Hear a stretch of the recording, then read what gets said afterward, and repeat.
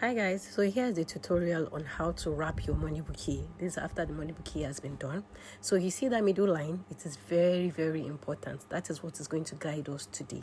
So you see I'm trying to arrange it to get my triangle, and I'm going to make sure that my pointed line is rightly on that line, and the other pointed line is on the other line as well. So when you fold it, you get 4 triangles. Hope you can see 1 2 3 4. And here I'm just going to secure it with a double-sided tape.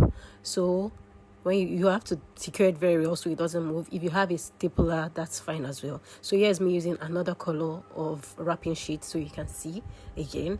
Here you can see again I'm pointing at the lines because they are very important. So you get your pointy lines after you're done wrapping. To be very beautiful. But if it's not well arranged, your bouquet is just going to look so ugly and not presentable. So here's me I'm going to secure it in 3 different points. Here's the first point, then the second point, and then there's a third point, so that everything doesn't move. If you have a stapler, that is also useful. So for this one, because it's a small bouquet, we're going to use 3 of this. And then the 4th one is going to be the one that we're going to use to cover the top. So here's me just showing you how you're going to arrange it so that everything is going to cover properly. I'm securing it with a sellotape. You can also use a double-sided tape if you have, but I prefer to just use a sellotape. It secures it way better. So I'm trying to secure every point, and I'm also going to secure it round. That's what I'm doing here, so that it stays in place, it doesn't move. So you make sure you to your satisfaction. So that's it, cut it off. So now I'm going to also use my double-sided tape again to secure it. At this point, some people use their what they call that thing, stapler, but I prefer to just use my double-sided tape first. So in case there's a mistake or it's not properly secured, my wrapping sheet will not be a waste. It will not tear when you're trying to remove the sellotape. So here you see that I did not cover the last part.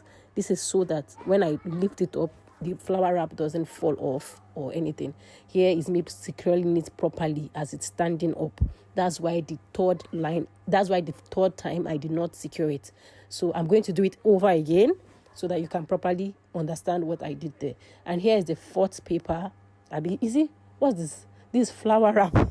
I keep saying wrapping sheet because I'm a gift curator, not a florist. So moving on, here's me securing it again round properly. This is always when I first did the money bouquet, this gave me a very hard time because I always wondered how they covered the bottom of the whatever, because it's always so hard to cover, especially when you don't have enough wrapping sheet.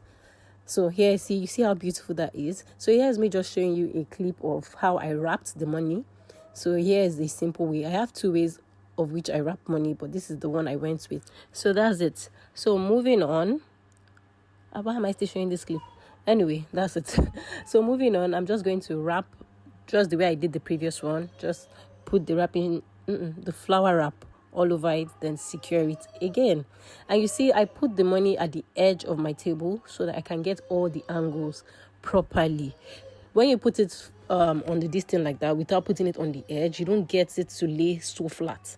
I hope you understand what I mean. So here's me just securing it, and you see again I'm going to secure 2 parts first, then move on to stand my bouquet before securing the final part so it can stay. As you can see, every point matters.